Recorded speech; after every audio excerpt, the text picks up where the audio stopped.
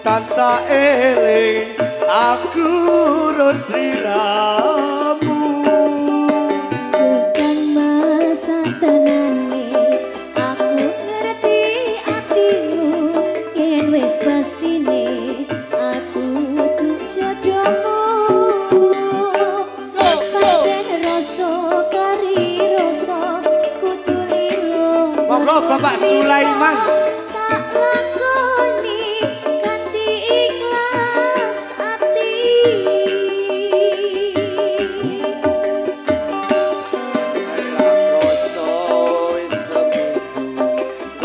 ora ketemu kebuka hatiku krungu suaramu aku mung bisa ndedonga warang kono sing tak tresno muga bisa urip tentrem mulya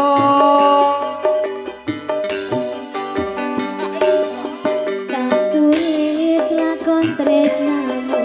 ing gendeng katresnanku monggo Pak Huda mosok macet lirih men sliramu sebenane aku nangis nanging tresno wis gitaris tak lakoni kanthi ikhlas ati monggo Pak Huda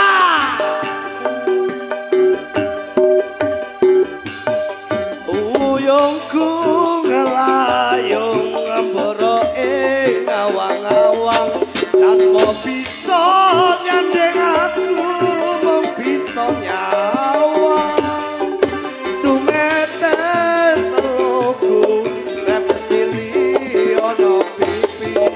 apa iso iki pancen kudu duweni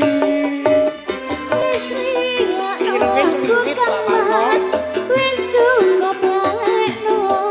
lakon tresno iki bakal dadi cita tresno warang gono yo papan songo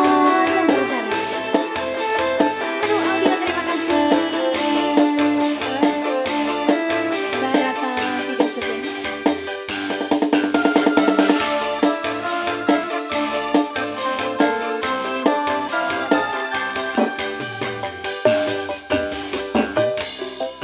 wis seminggu ora ketemu krungu suaramu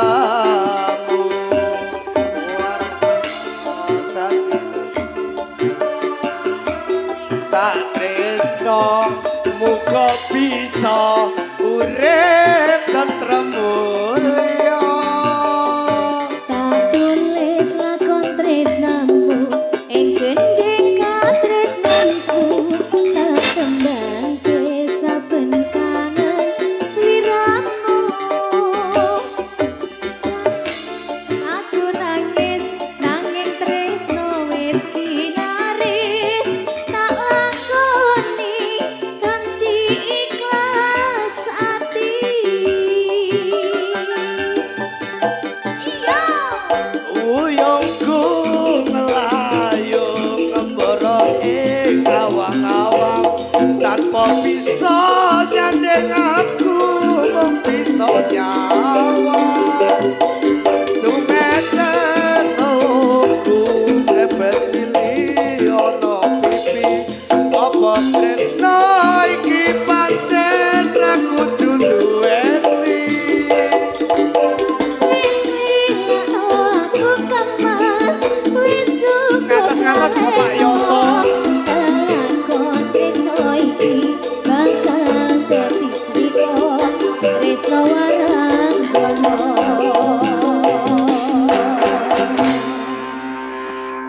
sakmenika matur suwun Bapak